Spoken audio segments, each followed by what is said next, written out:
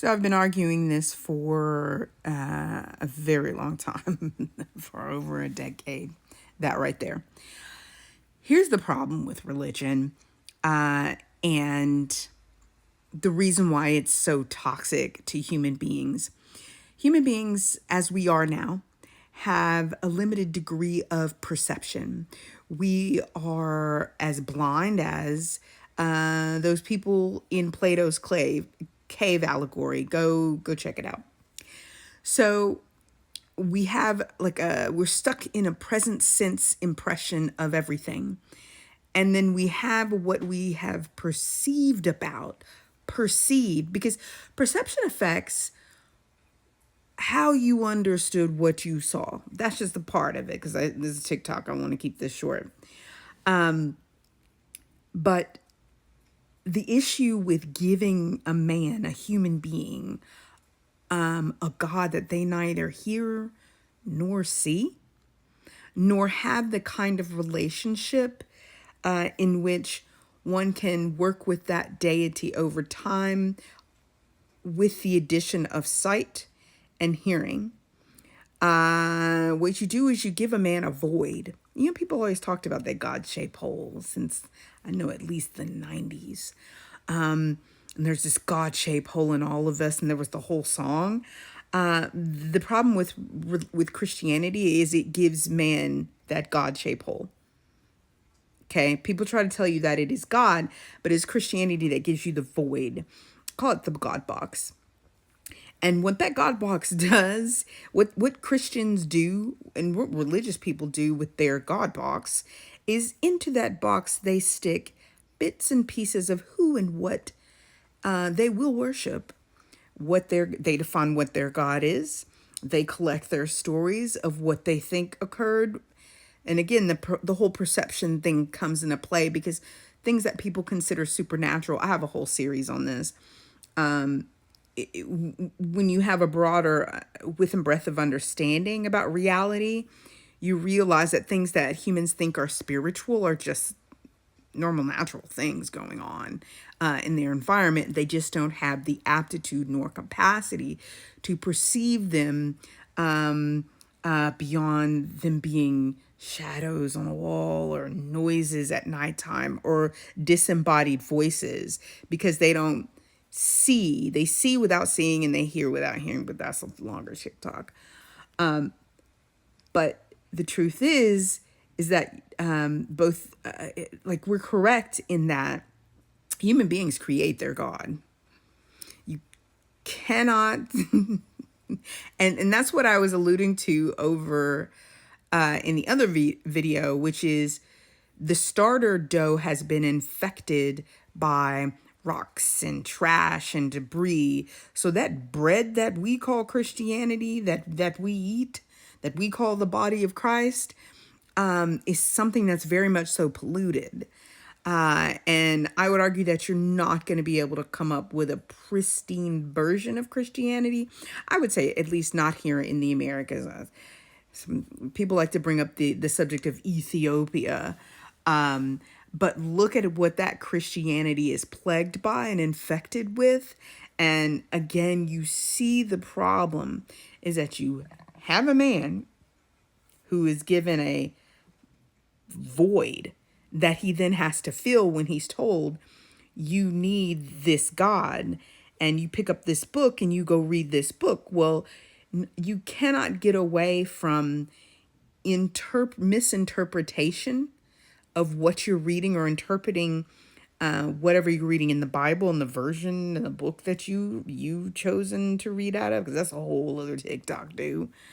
But you can't get away from misinterpreting. You can't get away from adding your perception of how the words should be read and how the story should be understood. We find this in the whole phenomena of striking children. People literally believe that if you spare the rod, you spoil the child. No matter how much the data shows on what that verse actually meant, people still believe that you cannot discipline your children without beating on them. And so we find ourselves in the position of truly being the creators of the creator.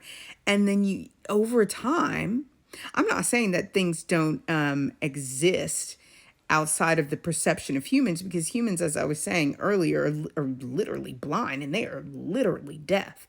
And we're like those, those horses that have to wear blinders during like the Kentucky Derby and whatever. We're like that, and we are like those people who are sitting in Plato. Y'all need to go read Plato's Cave, because that allegory is sort of like the foundation of some things that I'm trying to write about, because we are about to go through time. Believe it or not, we're in the middle of it, really, and going to go through time to where people will have the opportunity to better perceive reality. Okay. They're going to be given the opportunity to grow and to increase their ability to perceive, because this is perception.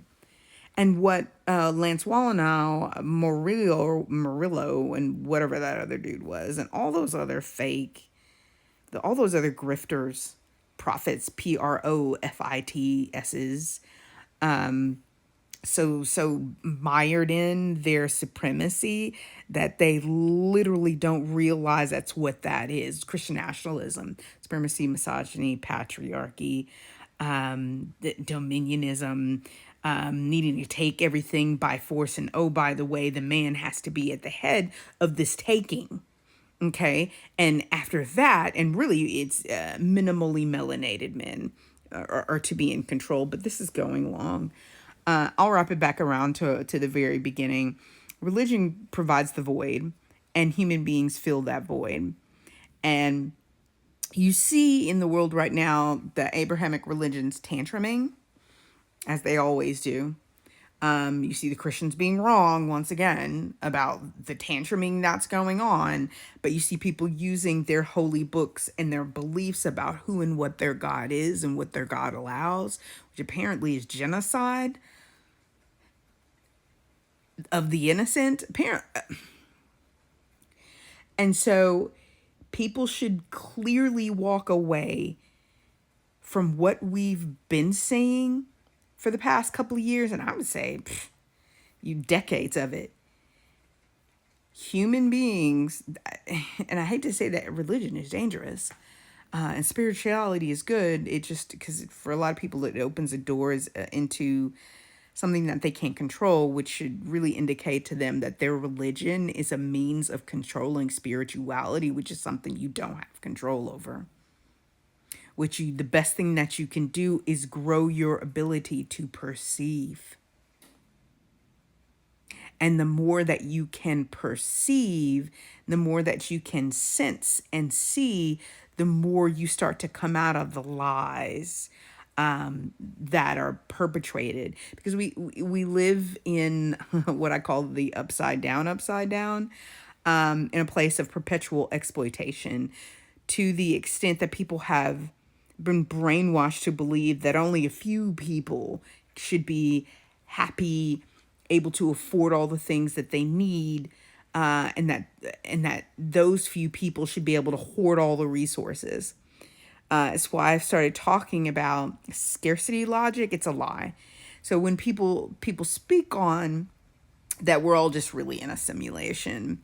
And so if you realize the fact that the logic upon which our current world as it currently manifests is a logic that we created and that we co-created and that we all decided was going to be true. Some of us didn't get a choice, okay? But if you understand that to be true, then you understand that you can undo the lies and we can make different choices, including stop accepting the void that religion gives us.